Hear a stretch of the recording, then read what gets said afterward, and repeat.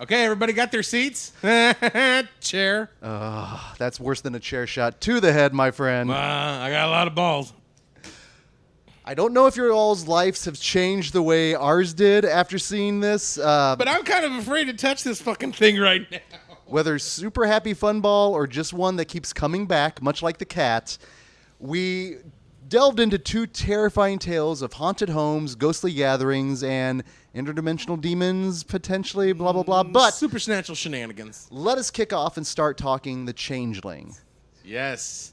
This is a great old school, it's a haunted house classic. I think it deserves to be in the pantheon of old school, like Mount Rushmore of haunted house movies. Now, do you feel bad because if you go back to this year's Into the Month of March Madness on our Nightmare Junkhead horror podcast, we do a yearly March Madness tournament. In the year of 1980, this was only a honorable mention. Yes. Which, now that watching it again, we need to go back and redo 2020's March of Mount Madness because this needs to be in the bracket. This is terrifying. It's beyond a terrifying film. Now, I remember seeing this back in the day on Channel 62, and I saw it so long ago, I'm not afraid to admit this, I was bored by the film the first time I watched it. Now, I was a teenager, so I was in the vein of I wanted something, I wanted Jason, I wanted Freddy. Oh, yeah. I didn't want this really sophisticated, slow burn. Contemplative thought piece about sadness and grief. Oh, all about grief. This movie plays perfectly in the modern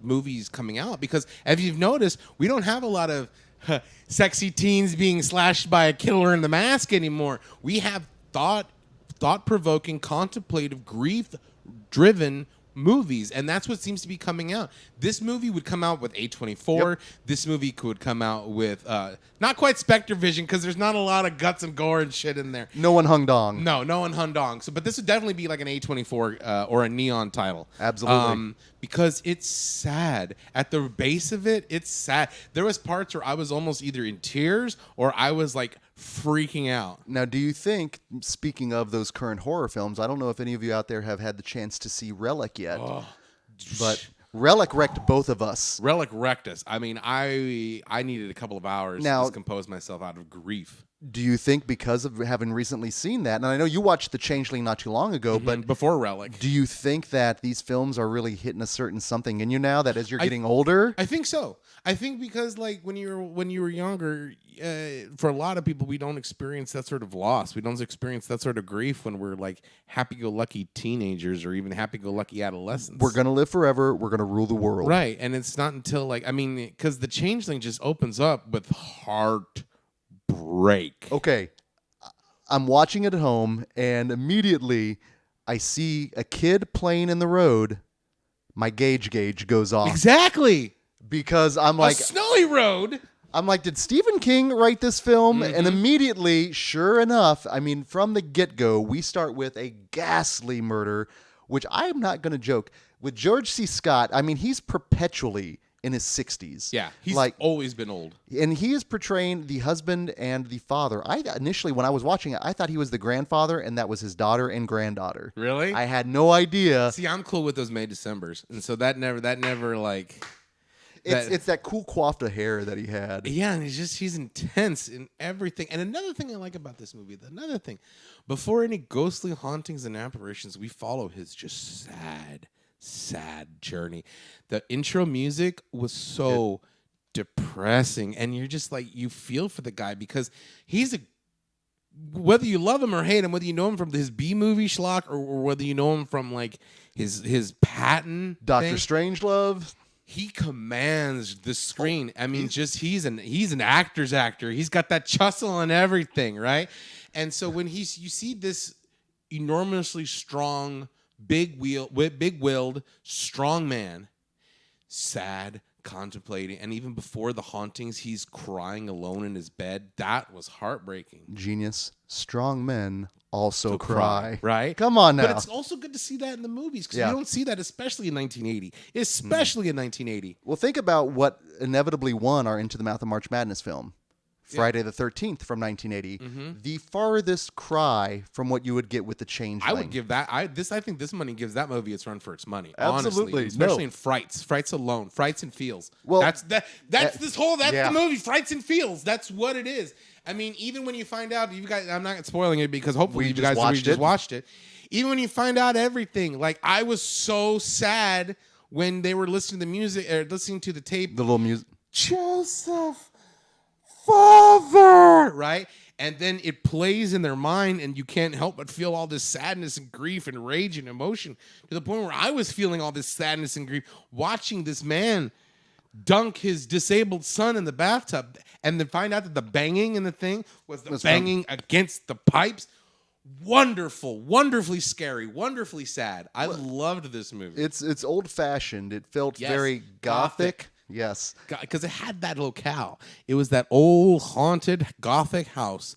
And we've seen it a million times before, but I don't think we've seen it so masterfully done in this one. Not so much. And what's really kind of amazing is the fact I live in an old house. And I've admitted it before that the fact that, I cohabitated for 10 plus years with someone. When you live by yourself, things that go bump in the night are infinitely more scary when you're by yourself. Yeah. When you're with someone, it's still scary, but you got a partner in crime. Mm-hmm. When you're by yourself, you're on your own. You're lone wolfing it. And Lola's older now. She can't hear half the shit now, and I'm pretty sure she's beyond her fighting years now while defending me. So if there's some ghastly specter coming for me, I'm doomed. And so these movies now affect me like no other, to the point where even when I'm watching them, I'll sit in this kind of relaxed little space here. And as soon as I get I will physically jump and react. And I did that several times in this movie. I did too. Because I'm the kind of guy where scurry is scary. I mean, that's my natural reaction. And when I get excited, I start kicking and my legs move and I start dancing. Well, that goes on the same side when I'm nervous. Because you've seen it before when I start getting intense. When I start like really focusing on like, and then like things, and then I start like when I'm. It's his really scare nervous, tale, right? And then when the ball comes down the second time down the stairs, I was like, no! My legs went up in the air and like I almost lifted my dress. I'm like, and it's such an expertly crafted shot where you just literally have a ball, just a ball bouncing down the stairs. Big burly dude petrified of this ball. It is amazing. It's great because just to finish, he threw the ball in the water. If this is any other movie or cartoon, it'd almost been like Michigan J. Frog. Then it comes back and, hello, my baby. Hello, my daughter. My father killed me. Hello, my ragtime girl. I'm telling you, the frog can sing. But everything about this movie, it starts off so brutal and so sad. And then it's just something funny. I don't know why, but then it goes off into the orchestra, and it's showing the establishing shot that he's all like fancy. But as soon as the orchestra is like, shh, Leopold. I'm so glad I didn't see this with you because that's the exact goddamn thing that went through my head. In fact, I was so upset he wasn't the lead conductor that we could dude, we've got a Leopold here in the house. Leopold. Any of you youngins out there, go back to Bugs Bunny. He teaches us everything sincerely, and he learn ruins everything. You learn life from Looney Tunes cartoons. You are not joking. Talked about living in an old house. There's a couple of great quotes in here. Number one, it's an old house. Mm-hmm. It makes noises. And that's such the justification of everything, every good haunted house film initially when things get started. It's just the pipe. You're hearing water. It's just the old pipes in the basement. You're dealing with grief right now. Of course, that's right. All of those things are easily explained away. But what I love with this film is it becomes more of almost like an investigative. This would have made a great true crime podcast back in the day. The way he uncovers everything. Speaking of true crime, little did you know. Ooh, do we have some genius facts? We do have genius facts. This movie is actually based on a true story. There was a composer by the name of Russell Taylor. Then why didn't John Larroquette narrate the beginning of this? God damn it! The Changeling. Right? Sorry. No, so there was a composer by the name of Russ Taylor, okay, who in 1960 moved to the area of Boulder, Colorado called Cheeseman Park. Mm-hmm. Now, Cheeseman Park is also famous for a lot of different other hauntings aside from this big mansion. Cheeseman Park is also the basis of the story of Poltergeist because this really happened in the 60s where they put all these housing developments in the Cheeseman Park area and they didn't move the headstones. So even they moved the headstones, but they didn't move the bodies, right? So even to this day, if you type in Cheeseman Park and all that shit, you'll still hear ghost stories and shit, right? Really? Right. So you already have the basis of poltergeist right there. But what happened was basically in this true story, true, depending on what you believe or not, right? Almost things for things happened. Water was running, missing, but this one it was done in the basement. They found the well in the bottom of the house, okay? But a man killed his child to protect his inheritance. And everything went, even up to the part of the medallion was a true story. And then everything else, it was just a rich guy, not necessarily a senator. But everything had, in this story, it's basically almost shot for shot for the Changeling. About grief. But his composer died. And I think that's a good basis for ghost stories. I think because even if you look in the real paranormal investigation, because I fucking believe in ghosts. If you look in that, they feed on energy. And George C. Scott's energy was grief. And grief is such a powerful, powerful emotion. Yeah. I mean, for example, when one of us is sad, we know it. We don't even have to you don't have to say anything. We're like, dude, you okay? You know, because we can feel the grief.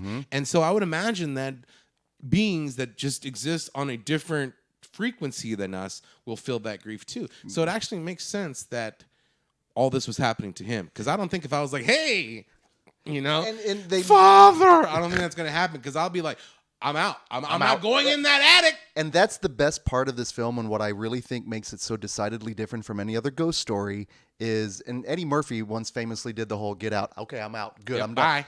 With him, he's like, no, he's not telling me to get out. He wants me to find him. He wants me to solve this mystery, which is... Although he was being a dick to him, too. He's a ghost. Okay, listen. The way he went out, that's some grudge level stuff. I would be pissed off, too. And I would be an angry spirit as well. I'm an angry spirit. And if I get inconvenient, I'm an angry spirit because I got cut off on my way here. This is very true. But anyway, no, I can see that. It's just like, okay, you're helping me, but at the same time... Like trying to kill him with trying to kill the girl with the wheelchair. That was terrifying. The wheelchair was scary as shit. I didn't realize how much of a fan that Chuck Russell was from A Nightmare on Elm Street Part 3 that I guarantee you. Right. That has to be a little bit of an homage. Oh, absolutely. You could see a lot of horror homages in this. Even the old part where it's just quiet and then boom. You know what I got a lot of vibe from? I got a lot of We Are Still Here vibe. Oh, yes. I got a lot of We Are Still Here vibe. Absolutely. And in fact, that's actually part of why I put that one in the pre-show specifically. Because even with the ball and the piano. And Ted Gagan's a huge fan of The Changeling and Fulci. Oh, yeah, absolutely. Yeah, and if you have not seen We Are Still Here, that's a good one. That's a really good one. That is a good one. Now, I think the hidden MVP of this film is not George C. Scott, but George C. Scott's acceptance of librarians. Because we get a microfiche shout out here. Even the microfilm, even the microfiche. Yeah, the microfiche shot was great.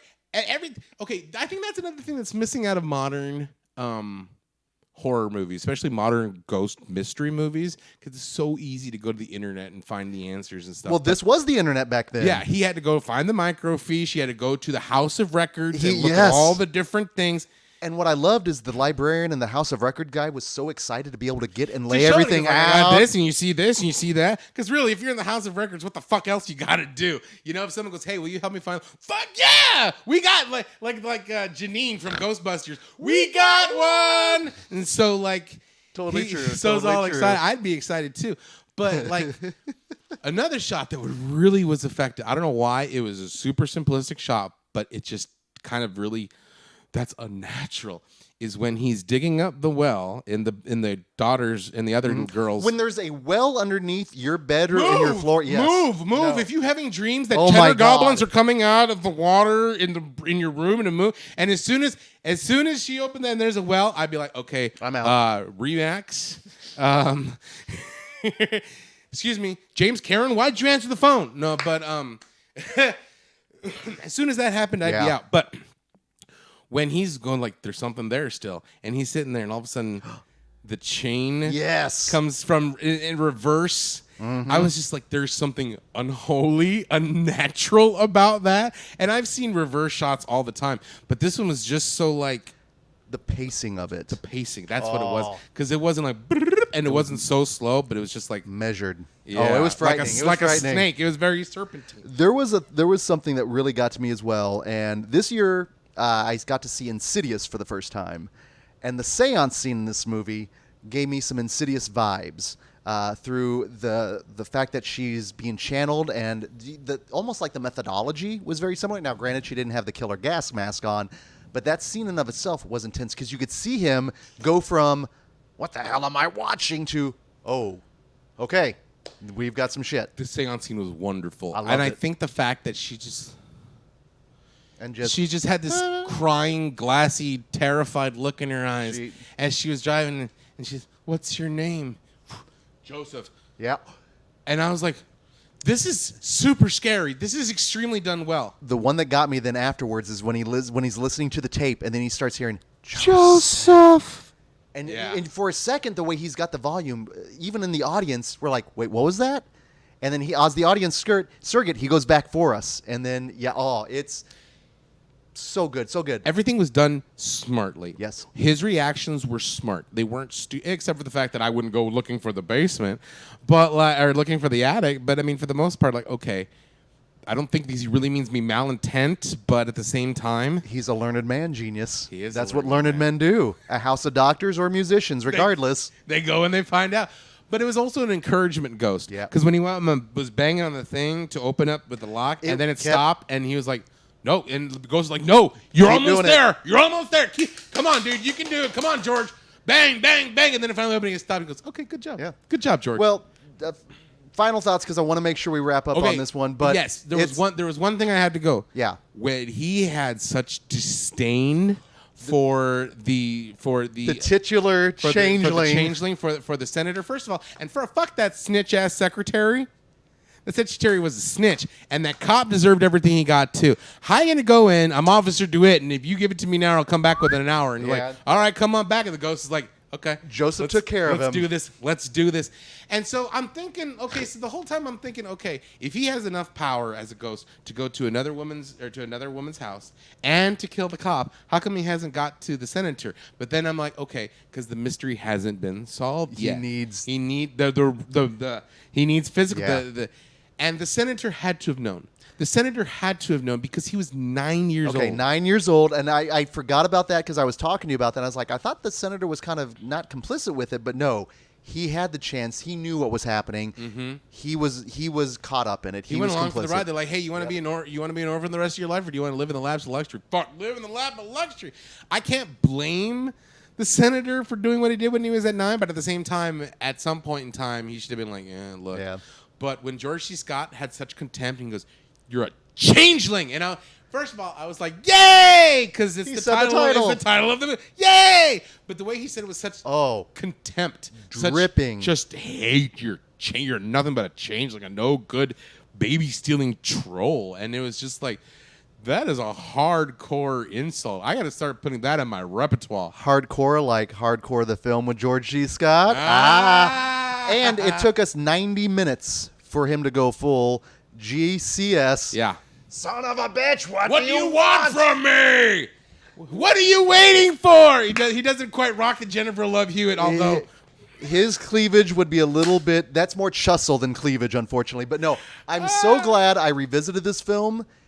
I'm upset now. I got the buyer's remorse from the honorable mention and Into the Mouth of March Madness. That's the sign. This should have been on the bracket. This should have been on the bracket. This should have maybe gone up against The Shining potentially. Yeah, this should have gone up because those are two wonderful haunted houses. Stephen King-esque. Very one Stephen King and one Stephen King adjacent. No, it's just the mood. And and the thing about it is, when you hear a lot of people talk about this, especially like, ooh, those, oh, this is just one of those great elevated horror movies because you don't need jump scares or special effects. First of all, no, you don't need jump scares, but you do need special effects because the kid in the water, the medallion, the ball, the fire at the end, the evil chandelier. Great chandelier, and both of our films end with fire, I should note as well. Lots of fire. And both of them feature something as, that's Stephen King-esque. Yeah, and the remote control wheelchair, you think, hey, that's a good idea. I bet I can make one like that for my nephew. So he stole the design and the patent. The patent. There you go. There you go. No, I can't say enough about it. But Yeah. I gotta tell people like the Changeling is really good, but it's a slow burn. It But is, it's one it of those is. ones that is definitely rewarding. Definitely rewarding. Pour yourself a thing of cognac when you Yes. watch this Be film. classy. Yes. And then when you come back, get yourself like something that you don't mind throwing up in the air. Okay, let's talk Terrified. Yeah. First and foremost, no blatant false advertising. This and movie is fucking scary. I am not joking. I'm watching this for the first time. I am 20 minutes in, and I am petrified, terrified, true to the title. I stopped the movie to text Genius going, Fuck this movie, dude. I was so scared. And I don't do that often, but He I didn't even cuss very much for the point to him to text me saying fuck this movie. I text him and say fuck this movie when I'm scared. But like for him to do that I'm like, oh shit. I'll be honest with you. Okay, I put off this movie watching it to the very, very end because I was going to watch it that night that you texted me, and I'm like, well, if it's that scary, it's already 1 o'clock. I don't want to watch it that. Then the next day, I'm like, well, it's kind of already too late. I need to watch this maybe during the day if it's that scary. And then I finally watched it, and I never do that, but I've heard nothing but scary things about this movie. and So then finally, I'm like, okay, it's 8 o'clock at night. It's still pretty early. It's getting dark. I should be fine. it's not the witching hour. Next thing I know, 9:30 comes around. I'm like, the fuck? So I heard of this film about 2 years ago through the Shockwaves podcast. It was one of their top 10s. Dr. Rebecca McKendry, it was like her number one for 2018. So I knew of it. I knew it did the festival rounds. Right. But I just never got around to watching it. And this is another one. I'm so glad that we got to view both of these films, and I'm glad we got to view them the way we did, because I don't know what it is, but the shot when he looks at the camera and he's looking at the found footage and he sees the shadow of the guy getting ready to leave. That's the moment. 20 minutes in, I was like, I can't do this. But the shadow on the guy on the thing, Yeah. I thought like because his hand was like that. That kind of gave me a moment of levity because I was waiting for him to go. do I had a strange enough bit of levity when the boy shows up for the first time, when you get the reveal of the boy corpse. I giggled, but I was like, it was kind of like one of those scared laughs. So the first major trauma that happens, and this is when I realized No, the first trauma that happened when she's over there saying, something's in my sink and it's talking to me and it tells me it wants to kill me. I just finished unclogging my sink. oh no, I shit you not, because like I have my disposal went shot shit, and so like it would float up, so I had to get it with the plunger, and then when I would get the plunger, it'd make this awful sound. Did you get some blob images in your head? I always do. I'm like, I'm not a meal. Can you plunge, baby boy? But so. So I'm over there plunging, and I'm like, and it's a constant battle. It's a constant battle with this thing because I just haven't replaced this. Sure. And so like, then you hear, and then I'm watching the movie, and it's like, these voices said they're gonna kill me tonight. And I'm like, fuck. And then the fact that they give you the title card, the reveal of her demise is one of the most. I was dumbfounded. I wasn't ready for that. You're thinking, because, okay. Well, in a ghost movie, ghostly hauntings, this and that, you typically don't get a lot of splatter. No. You typically don't get a lot of really mean, gnarly violence. Right. This is a violent movie. Oh, God. But when he comes out and hears the bang, bang, bang, it's that goddamn Walter. And then he goes out and he's yelling at the Walter and he puts on the intercom. The intercom is like, shit. I'm like, that's your first clue. That is your absolute first clue. I don't trust technology that fucks like that. Exactly. Right? And then when he goes in, like, that's not coming from. And see, I don't know if it's the Argentinian way or what, but if this was a Blumhouse movie, Sure. and would come to that scene and she's over there, boom, boom, boom, we probably get boom, boom, boom 3 times, then him screaming, and then cut to black. But the fact that we're getting boom, boom, boom, boom, boom, and he's there, honey, please stop, and he's afraid. Yep. He's sad. He's terrified. He can't doesn't move. know He what can't- to do. Oh. He's in shock because I would be in shock too. I was in shock. Bonk, bonk, bonk, bonk, bonk, you know, and like swinging like a goddamn thing of meat. And he's trying to stop. Meanwhile, it looks like he's like trying to physically choke her. And I'm like, is he gonna get blamed forever? Is that where this movie's gonna go? And but it didn't. He did, but it didn't. Can we technically call this a movie because I love this film, but narrative-wise, you said This is an anthology. Yeah. This is a ghost anthology because so basically the paranormal activities act as the investigators act as the wraparound. Yep. Right? Because you have 3 totally different and even shot differently ghost stories. You have the one under the bed, which everything is just is shadows and odd angles and contortionists, and it's very, very fucking freaky. Very freaky. Then you have the almost Tales from the Cryptian kid who returns, but he was scary. Just him looking like this. And then when the boy was like, it wasn't that bothered me, but it was when they weren't looking at him and you hear the glass knock over and they're like, he moved. The whole time I'm looking for movement. Yes. The whole time I'm watching him, I'm just looking for. And he goes, "What's the matter?" And you don't know what's going on. He's like,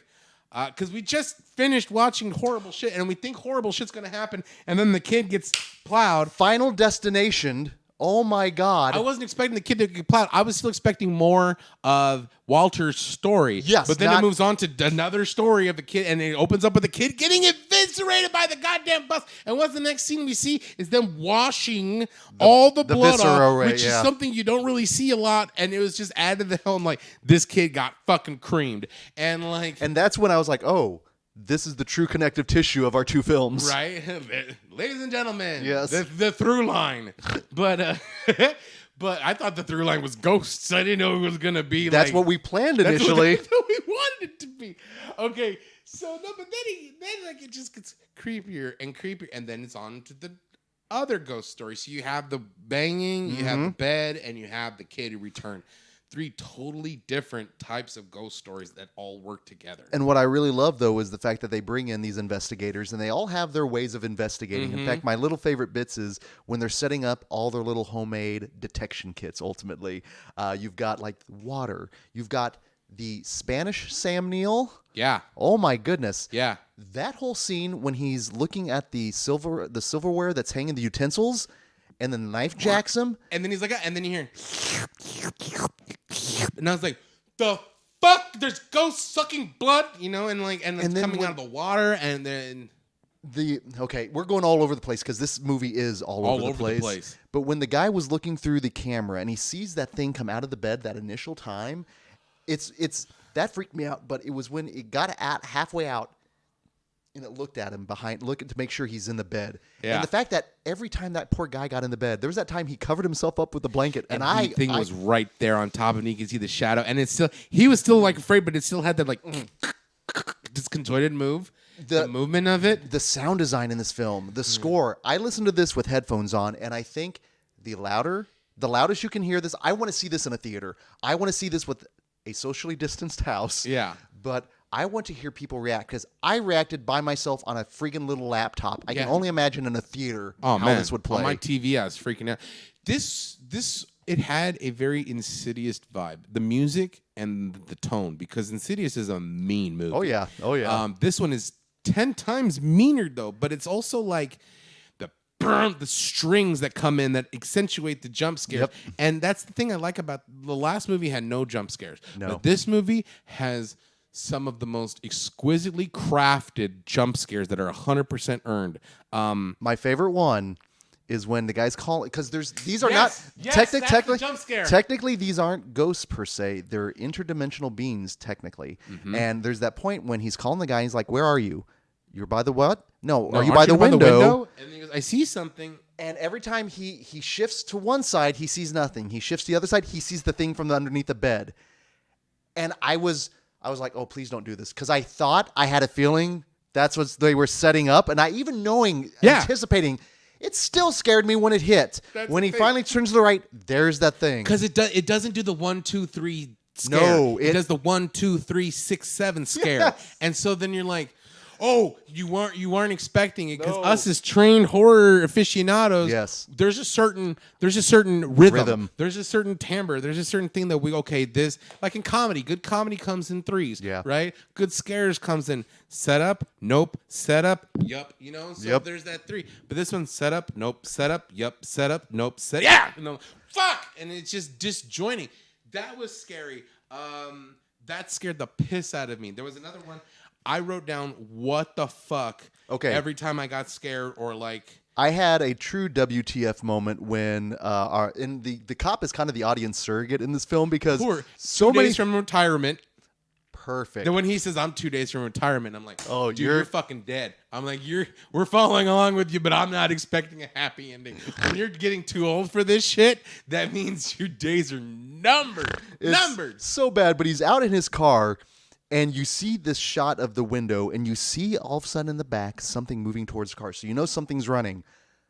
When it starts to get into focus, I realized it's something that is unmade. It is that woman, and something has happened to her. First of all, but before, when the woman, she's sitting there talking, and when she's she's giving looking her exposition, and she's looking, and she sees, oh, there you are, Walter. That's not Walter. That's not Walter. Stop. And then she goes, well, you know, actually, all of a sudden. She was so calm, and then, that happened. All of a sudden, and I'm like, that scared me because I was waiting for more exposition because I'm like, what the hell's going on? Because this is the part of the movie that would normally get all the exposition that we need from the Zelda Rubinstein, from the Lynn Shay, from the psychic paranormal investigator that knows what the fuck is going on. And she's like, well, I'm not 100% sure. And you're like, oh. And then just this big unearthly hand and come and snap her neck. Then when she comes back, help, we're being tortured. Oh, that's so... We're being tortured. That ranks up there in the pantheon of He's Killing Me from Friday the 13th Part 4 and It Hurts from Jaws. And Creepshow. And Creepshow, yeah. It's so rough when that happens. And she comes out all void-like, all just like mangled body horror. There's a lot of body horror for a ghost story. I yelled out loud when she ran to the window. When she goes, help me, I'm like, shit! And I'm like, I'm trying to roll up the window on my couch, and there's not even a window on the couch. This movie truly terrified me. I have not been this scared by a film. And I can't tell. And Insidious did scare me. It truly scared me. But this one had Insidious had 3 good, really good scares. I mean, that just like really stuck with me. 3 proper good scares. This one had 6 good, proper scares that stuck with me. And I understand there's not a real long narrative here. It is about 87 minutes, which is perfect because for me, it's a series of scary set pieces designed to scare the shit out of you. And for me, they did that and then some. The fact, even the part where he's like under the bed and he's trying to like the bed's. At the first when the bed's moving, I'm like, okay, that would be your first sign. Oh, of course, move. Of course. I'm asking like, I'm thinking the whole time again. I'd be calling a Remax. Fuck a doctor. I'd be like, look, I'm out of here. I gotta go. I gotta stay in a hotel or something. I need some sleep. Breaking the lease. I don't care. I don't give a fuck. Right? Take the safety deposit, please. Just you can keep the furniture, keep everything. But so when he's sitting there and he's fumbling around, putting the plug in, I'm like, just close your eyes and go to sleep, dude. Just don't worry about it. Don't worry about the light. Just close your eyes. Just close your eyes. Don't. Wait until day. Wait until day. I think I was screaming, wait until day. And it just keeps progressively getting worse. But the whole thing plug in, and then when he comes up and you see the feet, that got me. That feet, just ugly feet got me. I yelled out. I yelled out when that happened. There were so many moments I yelled out in this film because I was so scared. And then when the kid comes in and starts snooping, and the neighborhood kid, and then I was like, shit, right? And then he goes, we need 2 bags of cement. Okay, I'm upset with the mom, but I understand. That she dug him up again? Yeah, you know what got me is the fact that when the lady comes and she points out the fact that the footprints went up the wall, that this kid has somehow been like crawling over the everywhere. I'm glad we didn't see that because that would have been some scurrying little tiny terrors. Oh yeah, no, but the blood sucking freaked me out. The window jump scare had me. Everything was just fucking creepy, and the fact that they're like they come through the tap water and they want to drink your blood. So this is again the second week or our second Shudder shutout where water. See, that's why I only drink soda because at least the water is distilled. And that's why I'm actually drinking a Austin East Cider's Blood Orange Cider, and I don't drink, but Blood Orange. To talk terrified, I had to have a little edge off. I'm not joking. But then it was funny when he was like, you hid my baby, and he's in the car. I was kind of, I don't know why, but I started giggling because when they're driving away, I was ready to see like a baby on board sign on the back. I would have needed that laugh. That's dead baby on board. That's why I like Insidious, because Lee Wanell and his buddy come in and they provide some comic relief we didn't really get any of that comic relief here. It was just constantly hitting you over the head with scary Everything, stuff. even to the very, very end. Even the kids' room scene was fucking terrifying. The whole everything, every scene in this movie. And then when he goes, "Help! I'm stuck in this cabinet," and he's trying to get him out, and he goes, "My eyes hurt. My eyes hurt," and he's just got these big wooden shards in his eyes, and he's like, "Help! Help!" And he's like, "Please help us!" And that cop's like, "I'm getting the fuck out of here!" Constantly throughout the film, the cop is saying, "I'm not good for this kind of work." And then when he had a heart attack, and they're still coming along, I was having a panic attack. Yeah. My heart was freaking out. Agreed. Everything about it, I was just, it was pumping, and I was just, oh my gosh, things are getting worse and worse and worse and worse. He's gonna die, and he's gonna be eaten by all these goddamn monsters. And then finally, I love how it ends. I love that, like, yeah, everything happened. He goes, and the doctors, yeah, the one doctor, Dr. Rosenbaum, didn't he, that one right there. Nobody's there. Didn't he come with you? Yeah, yeah. And then he goes, and then he's looking right at us, like, didn't he come with you? Only who can prevent forest fires? You genius. Right? And then I was like, and then when it came around, and then that just 3D chair activity. At that point, I was so glad it was over. You're over it? Like, fuck this movie. I was truly terrified. I was tired. We always talk about the refractory period you need for like an Indonesian martial arts film. I needed some time to recover. Yeah, this was intense, and I'm kicking myself for having not seen it for so long, but I had a great first time viewing, so I'm totally good with it. You know what? I think Latin American horror is a new subgenre. It's grand. What was the Skull? Yeah, that was the Skull's Latin fantastic. American horror one. This is the Latin American horror one. I think between Latin America and Indonesia, we got ourselves a run for our money. Listen, no, listen. We are only better when we can include all of the other cultures' horrors, because absolutely, scary is scary, regardless where it is. And this is a film that is scary, and I think this double feature truly was our scariest we've offered. Now I don't know what we're doing for our next one. Obviously, we're still kind of we ain't gonna be this scary. But you know what? I like the fact that, like, especially for those of you who stuck out, we didn't mention at the beginning that this movie was subtitled. And I know that turns a lot of people off. But at the same time, for this movie, I don't think you can even turn the subtitle. You can turn the subtitles off and not even understand what the fucking word they're saying, and it'll still get you. Fear is a universal language, my friend. Absolutely. Love and fear, okay, regardless of what language you're And speaking. grief. And grief, yes. And yes. grief. Again, the mom did all this thing out of grief. It wasn't necessarily she was possessed. It was just like, it's my son. George C. Scott is somewhere going, I understand. Goddamn changeling.